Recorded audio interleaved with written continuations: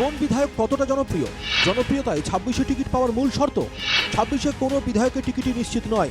একাধিক কেন্দ্রে শাসক জোট অগপর বিশেষ ক্যাম্পেইন। বিধানসভা নির্বাচনের দিন যত এগিয়ে আসছে ততই হৃদস্পন্দন বাড়ছে শাসক দল বিজেপির একাধিক বিধায়কের। এই পরিস্থিতিতে মুখ্যমন্ত্রীর একটি মন্তব্যে রাতের ঘুম উড়ে গেছে বহু বিজেপি বিধায়কের।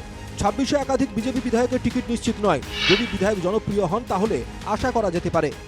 নিশ্চিতভাৱে প্ৰত্যেকগৰাকী বিজেপিৰ বিধায়কে টিকট পাব তাৰ নিশ্চয়তা কোনেও দিব নোৱাৰে।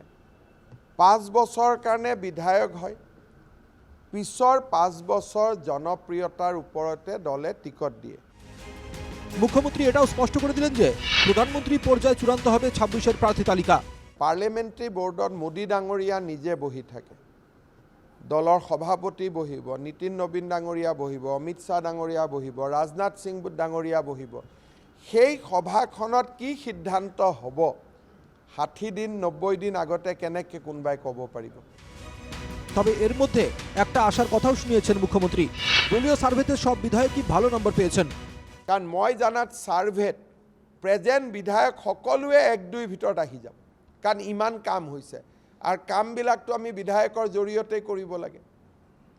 সেইকাৰণে আমাৰ মইতো প্ৰথমবাৰ দেখিছোঁ যিমান জেগাত গৈছোঁ কোনেও বিধায়কৰ বিৰুদ্ধে এখন কাগজো মোক দিয়া নাই। তবে মুখ্যমন্ত্রী এটাও উল্লেখ করেছেন যে 26-এ 22টি কেন্দ্রে 22টি নতুন মুখ আসছে, এটাও নিশ্চিত। বিজেপিত পুৰণা বিধায়কৰ টিকট নকটাকৈও আমি নতুন মুখৰ প্ৰাৰ্থী এবাৰ দিব পাৰোঁ।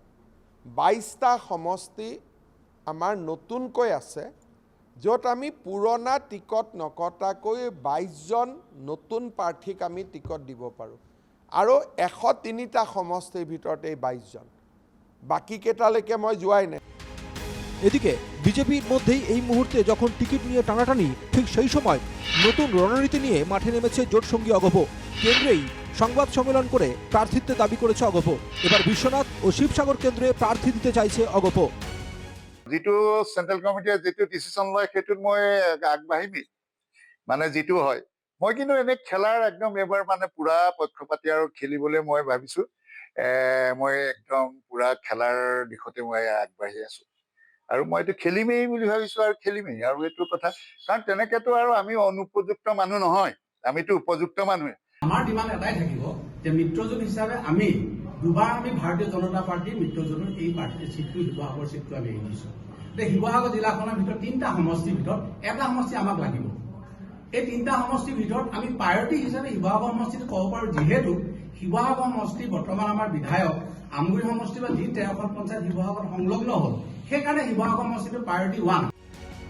অগপকেই ঠিকঠাকভাবে সামলাতে পারছে না। এই পরিস্থিতিতে দুই চিরশত্রু বিপিএফ বা ইউপিপিএলকে কি করে সামলায় বিজেপি এখন সেটাই দেখার বিষয়। Bureau report, NKTV Bangla.